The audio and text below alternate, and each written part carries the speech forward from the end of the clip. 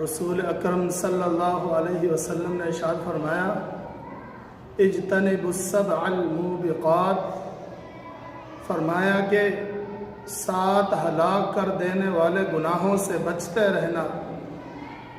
تو صحابہ کرام رضوان اللہ علیہم اجمعین نے سوال کر لیا، فرمایا قالوا وما ہن یا رسول اللہ، فرمایا اے اللہ کے رسول صلی اللہ علیہ وسلم وہ گناہ کون سے ہیں؟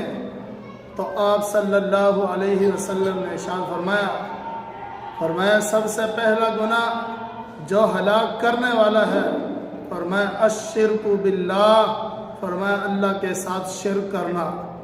فرمایا دوسرے نمبر پہ جو ہلاک کر دینے والا گناہ ہے، فرمایا والسحر، فرمایا کہ جادو کرنا، فرمایا یہ جادو کرنا بھی ایک ایسا گناہ ہے جو کہ ہلاک کر دینے والا ہے۔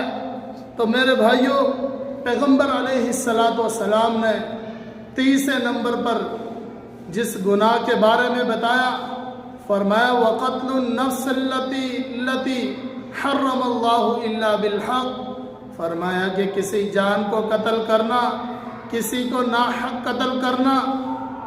تو فرمایا کہ جو بندہ کسی کو ناحق قتل کرتا ہے، فرمایا کہ یہ بہت بڑا گناہ ہے، یہ ایسا گناہ ہے جو ہلاک کر دینے والا ہے۔ اور پیغمبر علیہ السلام نے ارشاد فرمایا وَأَكْلُ الرِّبَا، فرمایا کہ سود کھانا یہ بھی ایک ایسا گناہ ہے جو کہ ہلاک کر دینے والا گناہ ہے۔ فرمایا وَأَكْلُ مَالِ الْيَتِيمِ، فرمایا کہ یتیموں کا مال کھانا یہ بھی بہت بڑا گناہ ہے، یہ بھی کبیرہ گناہوں میں سے ہے۔ اور پیغمبر علیہ السلام نے ارشاد فرمایا وَالتَّوَلِّي يَوْمَ الزَّحْفِ، فرمایا کہ جنگ والے دن جب کافر اور مسلمان آمنے سامنے ہو، اس ٹائم پہ پیٹ پھیر کر بھاگنا، فرمایا کہ یہ بھی بہت بڑا گناہ ہے۔ اور پیغمبر علیہ السلام نے ارشاد فرمایا وَقَذْفُ الْمُحْصَنَاتِ الْغَافِلَاتِ الْمُؤْمِنَاتِ، اور فرمایا کہ مؤمنات غافلات عورتوں پر بدکاری کی تہمت لگانا، بے حیائی کی تہمت لگانا، فرمایا یہ بھی ایک ایسا گناہ ہے، یہ ایک ایسا گناہ ہے جو کہ ہلاک کر دینے والا ہے۔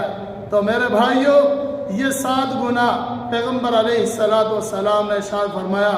ان سے پہلے فرمایا اجتنبوا السبع الموبقات، فرمایا یہ 7 ہلاک کر دینے والے گناہوں سے اپنے آپ کو بچا کر رکھنا، ان سے اپنے آپ کو محفوظ رکھنا، ان گناہوں سے بچتے رہنا۔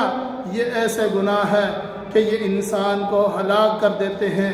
تو اللہ تعالیٰ سے دعا ہے کہ اللہ تبارک و تعالیٰ ہمیں ان گناہوں سے محفوظ فرمائے، آمین۔